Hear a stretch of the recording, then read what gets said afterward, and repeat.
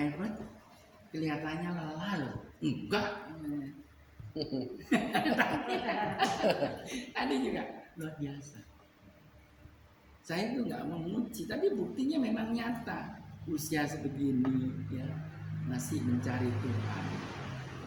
Usia segini maksudnya ya harusnya bobok ya, nonton TV, ya kaki di atas kopi. Tapi beliau nggak lakukan.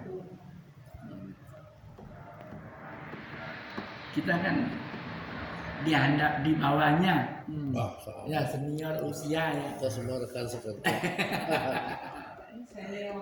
Iya, harusnya ya memang bukan harusnya, sudah kita lakukan. Ya. Jadi setelah kejadian 98 itu perubahan drastis terjadi di dalam tubuh Insinyur Ciputra itu. Beliau mulai getol mencari Tuhan dan kebenarannya, dan dia akhirnya dipulihkan. Dia semakin sukses usahanya. Kita semua dengar lah ya usaha yang digeluti oleh Ciputra, terutama Pak James ya. Tahu? Insinyur. Iya. Nah, oleh karena itu jangan tinggalkan Tuhan. Kedua, jangan tawar hati. Ya. Jika engkau tawar hati pada masa kesesakan, kecillah kekuatanmu. Amsal 24 ayat 10. Amsal 24 ayat 10. Jika engkau tawar hati pada masa kesesakan, kecillah kekuatanmu. Saya ada ilustrasi ya. Suatu hari ada seorang ayah bawa anaknya. Si ayah itu yang ngomong begini, nah dia tunjuk itu pesawat yang lagi terbang. Nah itu pesawat. Anaknya lihat dari kejauhan, dan saat pesawat itu terbang, kata anaknya, loh Pak, pesawat itu kecil ya. Bapak itu ayah itu ngajak anaknya ke hanggar pesawat.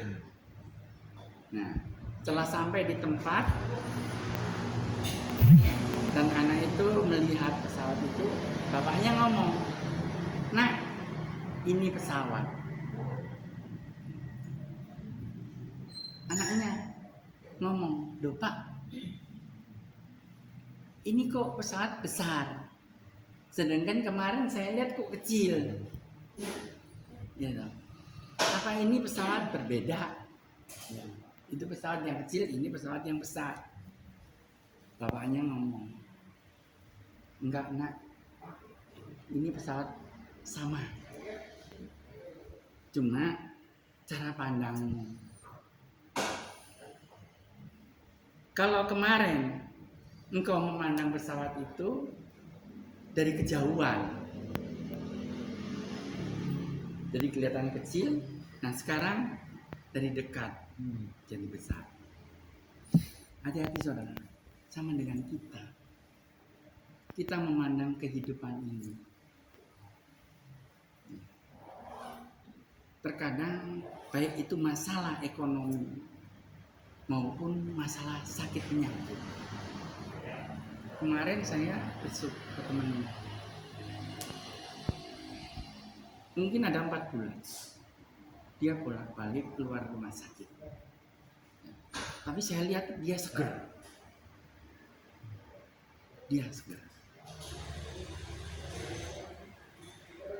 Terus saya injilin,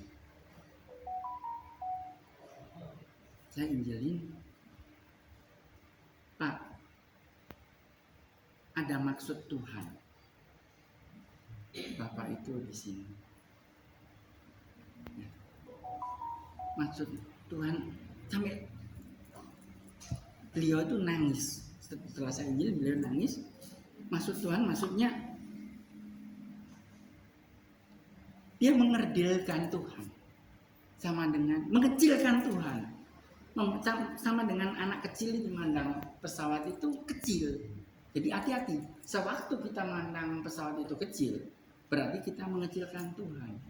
Padahal Tuhan itu kalau kita dekat sama Tuhan, Tuhan itu besar. Ya, dia kuasa. Ya, mampu. Dia menolong kita. Sama dengan cara pandang begini. Dia mana kecil. Apakah penyakit saya bisa sembuh? Ya. Selalu kita mandang ke arah saya. Saya bilang, Pak, jangan cara pandang yang sempit. Ya. Bapak harus mandang Tuhan itu besar. Sama dengan kejadian sewaktu saya kecelakaan. Saya ngomongin begitu. Sewaktu saya kecelakaan, dalam benak saya, yang saya tahu, Tuhan, Tuhan, Tuhan. Saya nggak tawar hati. Nah, Bapak ini tawar hati. Selalu pesimis aja.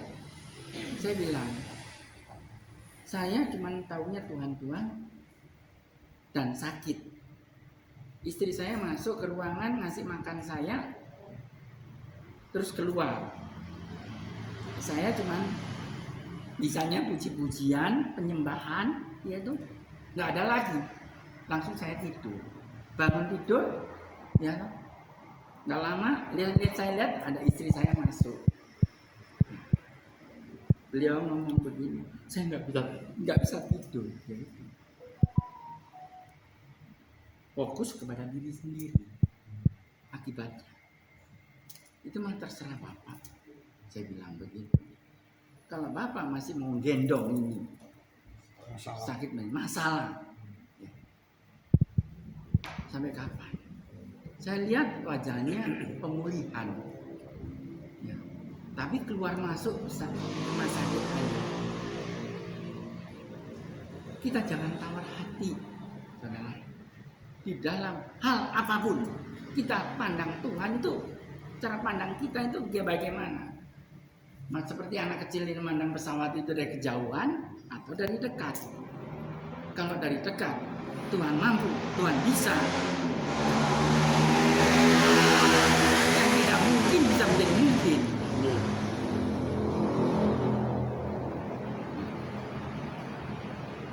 Sampai nangis beliau. Karena saya tahu beliau ini kira-kira mungkin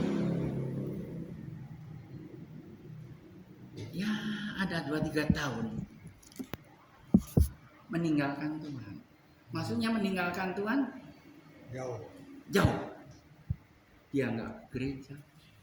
Ya, kalau sama saya diajak persekutuan begini ya pasti mencibir. Ya. Nah, sekarang begini. Makanya, saudara, saya bisa terketuk begini ya, dan saya bisa ada berdiri di sini karena saya dengar juga pujian. Hidup ini adalah kesempatan. Kalau sudah begini,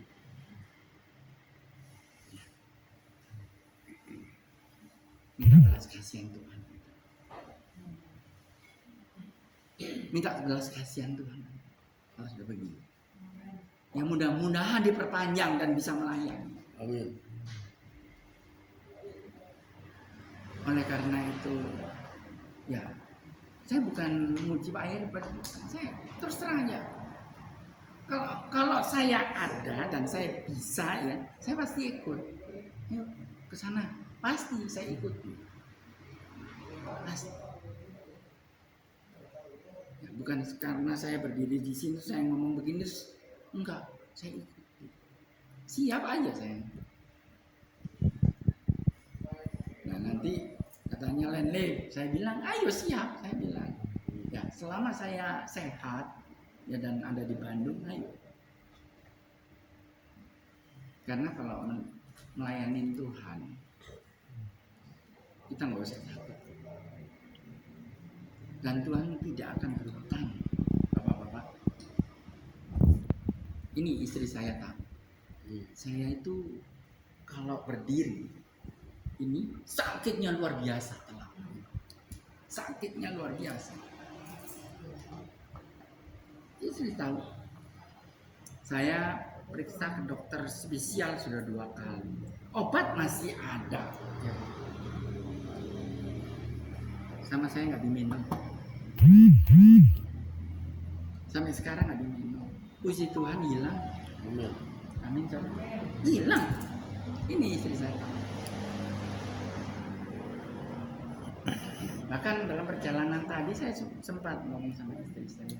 Kalau bisa, mindsetnya itu dirubah. Istri saya kan sakit mata.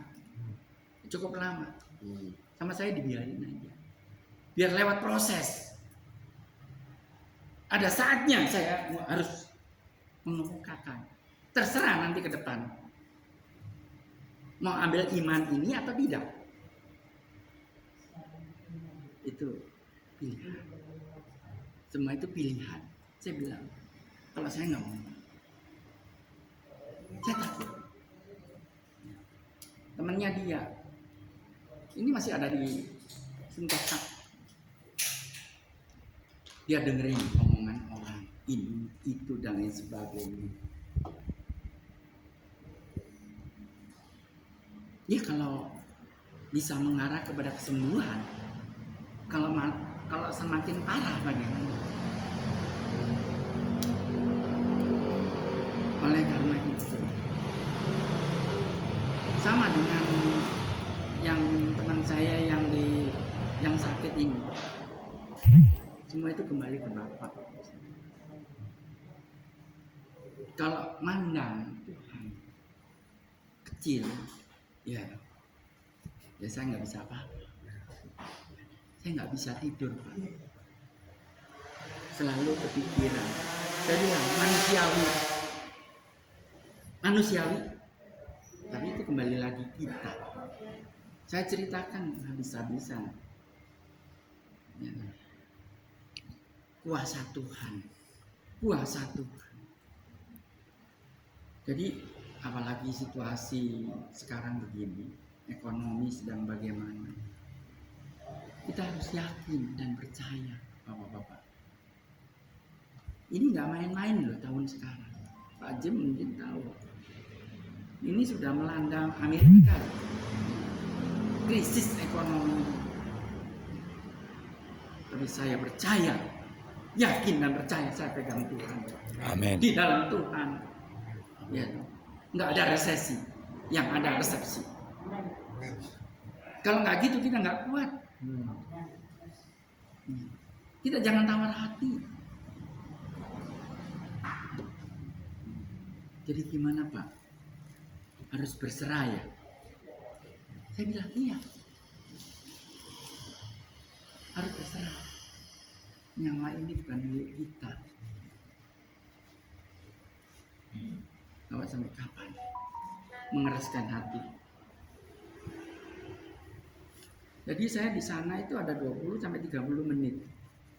Saya injilin dari awal sampai saya pulang itu sesegukan terus si bapak ini. Padahal orang itu jagoan. Istri saya tahu. Dia nggak mungkin mau istilahnya jangankan ngomong keluar air mata. Pantang bagi dia. Orangnya keras, sangat keras. Kemarin dulu. Sekarang kembali lagi kepada Bapak. Selalu beban itu mau dibawa, ya, dan mandang terutama Tuhan itu kecil, nggak akan selesai, nggak akan selesai.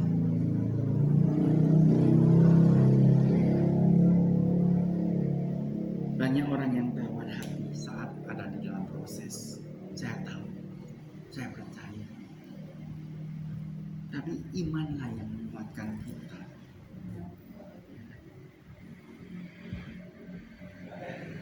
Saat kita dekat dengan Tuhan, ya,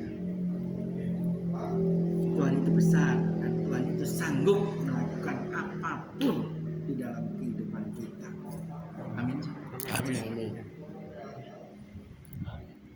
Cari Tuhan.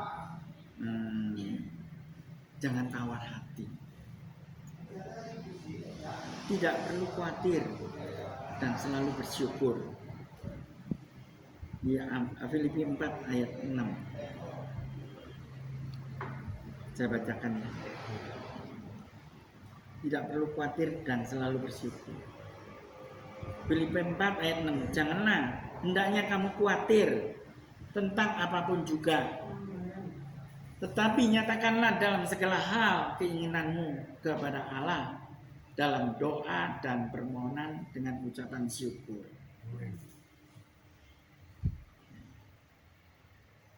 Dengan ucapan syukur. Tuhan sendiri yang ngomong, bukan saya yang ngomong. Mengapa kita harus bersyukur? Ya. Karena mengikuti teladan daripada Tuhan Yesus. 1 Markus 1 ayat 35.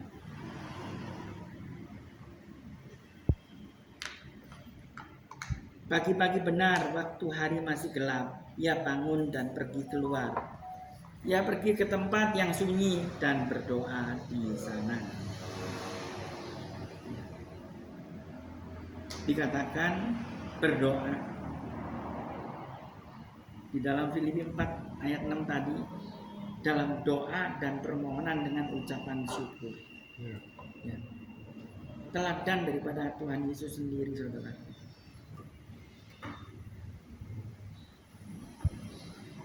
Hanya itu. Doa. Karena doa itu adalah komunikasi kita dengan Tuhan. Hanya itu.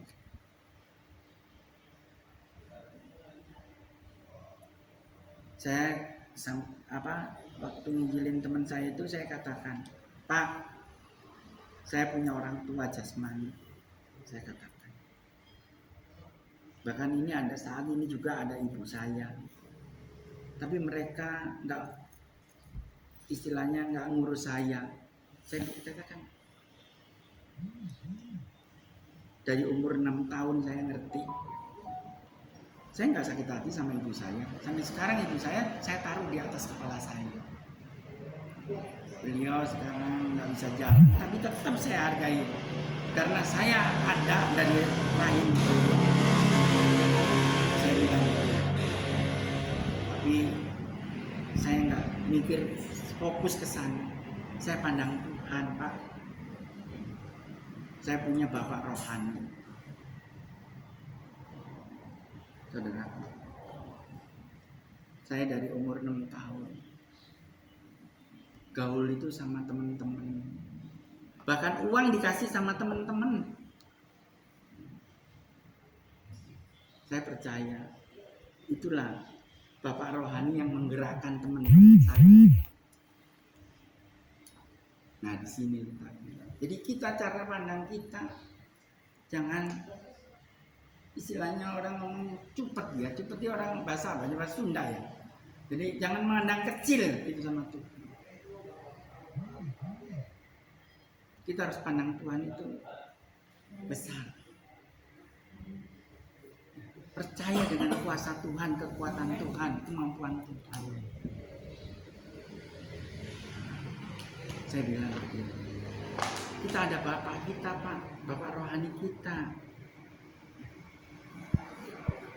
Bapak jangan ngeraskan hati, mengandalkan kekuatan manusia. Sampai saya, yang bisa saya berikan, ya saya berikan. Ya ayat-ayat.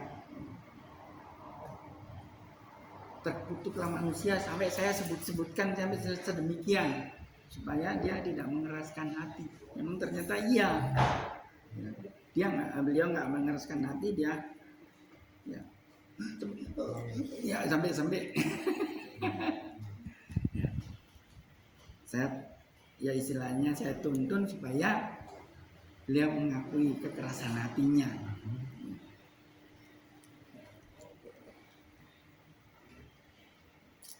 Mengapa kita harus berdoa dan permohonan dengan ucapan syukur? Tadi dikatakan teladan Yesus. Kedua, karena Allah memerintah umatnya supaya bertekun dalam doa. Ada di Lukas 18. Lukas 18, mari kita lihat ya, Lukas 18. Mari kita sama-sama lihat di Lukas 18.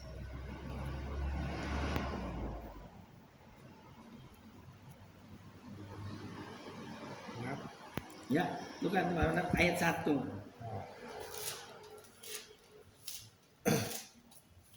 Lukas 18 ayat 1. Benar Pak Jim? Ya. Ya, Sob. Lukas 18 ayat 1, Yesus mengatakan suatu perumpamaan kepada mereka untuk menegaskan bahwa mereka harus selalu berdoa dengan tidak jemu-jemu. Amin. Amin. Selalu berdoa dengan tidak jemu-jemu. Selalu, bukan sekali, 2 kali, selalu berdoa. Itulah kekuatan dalam hidup kita. Amin. Ya. Jadi untuk menghilangkan kekhawatiran dalam hidup kita yaitu nggak ada lagi kecuali berdoa dan dengan ucapan syukur.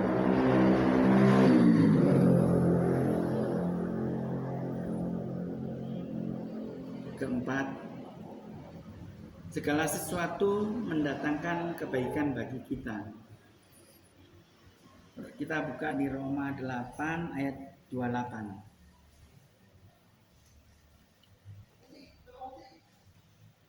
Roma 8 ayat 28. Kita tahu sekarang bahwa Allah turut bekerja dalam segala sesuatu untuk mendatangkan kebaikan bagi mereka yang mengasihi Dia, yaitu bagi mereka yang terpanggil sesuai dengan rencana Allah. Amin. Amin. Turut bekerja dalam segala sesuatu. Jadi artinya dalam segala sesuatu, ya di saat kita ada kesulitan pun ada Allah di dalamnya. Amin. Dan itu semua mendatangkan kebaikan. Kita jangan mendapati suatu dapat suatu goncangan bagaimana terus nyalain Allah. Ya. Nggak bisa sebenarnya.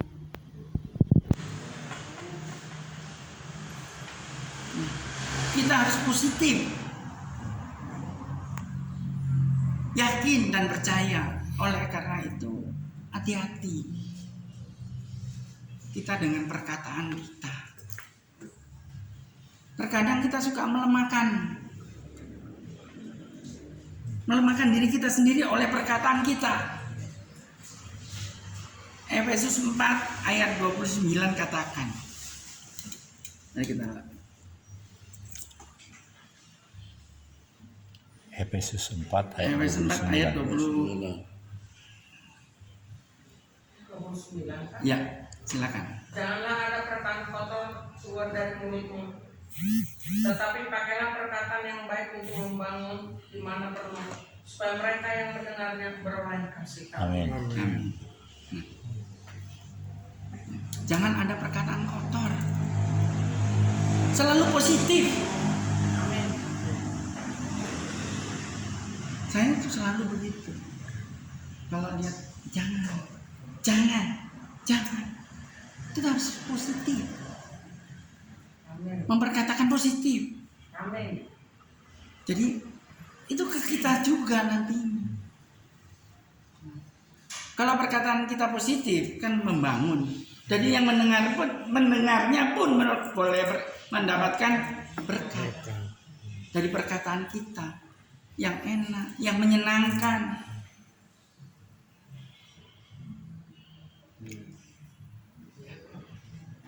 Jadi selalu positif. Hati-hati saudara. Dari awal tadi cerita kita tahu